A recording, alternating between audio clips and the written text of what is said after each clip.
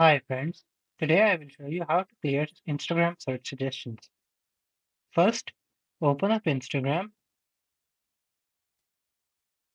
select the search icon at the bottom. You can individually clear search suggestions by clicking the X icon here. There is another method to clear all suggestions. To do that, first go to your account at the bottom right, click on the three lines at the top, then scroll to find your activity.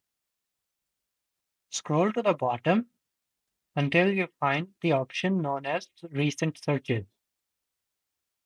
Then click Clear All.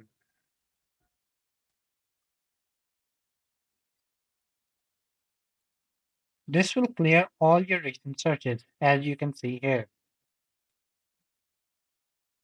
Thank you for watching. Make sure to like the video and subscribe.